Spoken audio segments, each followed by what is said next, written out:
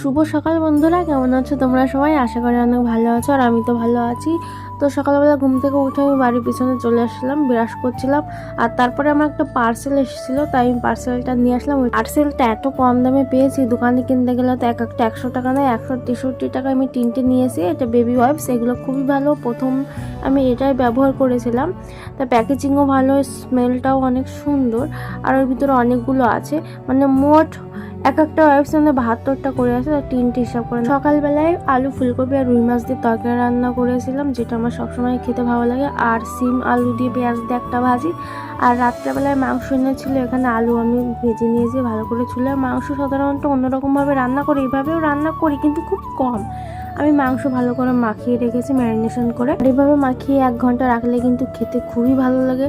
আর মাংস তো সচরাচর আমার খেতে বেশি একটা ভালো লাগে না, কিন্তু বারে বারে খেতে ইচ্ছা করে। আর মাংসর সাথে আমার সব থেকে প্রিয় তো জানোই তোমরা কি, রুটি।